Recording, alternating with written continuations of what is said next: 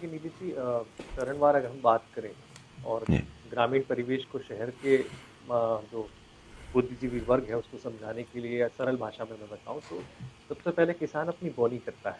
दुनिया जानती है किसान बोनी करता है, उगाता है और जिस समय लॉकडाउन लगा था जैसे मैंने पूर्व में कहा उस समय कटाई का समय था यानी फसल पक के खेतों में तैयार थी। वो समय होता है जब हम खुशी में झूमते हैं कि भाई फसल लहरा रही है चलो काट लेते हैं।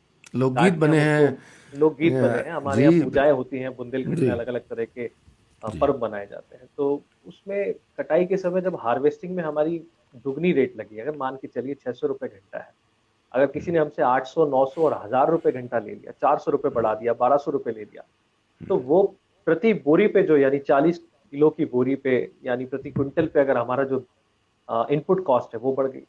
जी, इसके बाद जब कटाई हो गई, उस पूरे सिनेरियो से हम निकल आए, तो हमको इसी कोरोना काल में अगली फसल यानी रबी खरीफ की फसल के लिए अपनी बोनी के लिए खेत को तैयार करना था। बिल्कुल। और आपको ये जानना चाहिए कि ये वो फसल थी जिसमें हम धान की फसल लगाते हैं, हुँ, सोयाबीन की फसल लगाते हैं, तो धान के लिए खेत तैयार करने में बड़ी मेहनत लगती है।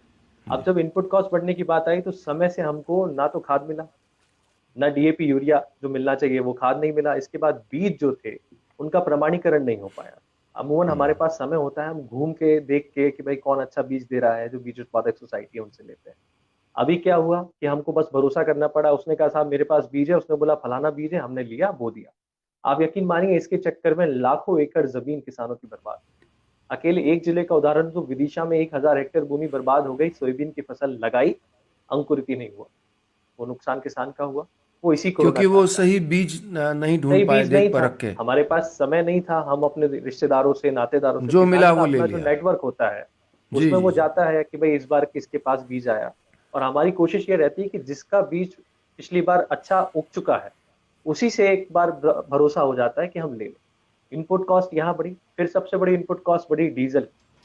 सबको पता है कि इस बार हिंदुस्तान में डीज़ल पेट्रोल को पीछे छोड़ गया। तो बिल्कुल। थ्रेसिंग में भी डीज़ल लग रहा था, यहाँ ट्रैक्टर से जब बोनी हुई, हकाई-जुताई होनी थी तब हमारा डीज़ल लगा।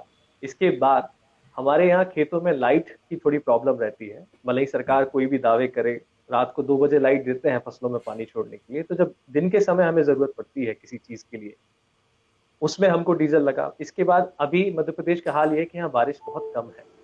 तो पलेवा करने के लिए यानी जब बतर होती है खेती में तब बीज बोया जाता है। लेकिन वो नहीं है तो हमको दिन में जनरेटर का इस्तेमाल करना पड़ेगा, मोटर चलानी पड़ेगी, उसके लिए डीज़ल लगा, वो हमारा इनपुट कॉस्ट बढ़ गया। और इस कोरोना काल में हर चीज़ महँगी है। वो संसाधन ऐसा नहीं है कि किसान केवल खेती करता है तो वो तेल, नमक, मिर्च, साबुन, दंत मंजन इनका इस्तेमाल नहीं करता होगा। वो भी करता है साहब, उसका जीवन है। ये क्या है कि आपने जो बात कही मैं हमेशा जब कहीं भी जाता हूँ यही बात कहता हूँ कि शहर और गाँव में बहुत बड़ा अंतर है। इस खाई को पाटने के लिए शहर के लोगों को ग्रामीण व्यवस्था को समझना पड़ेगा।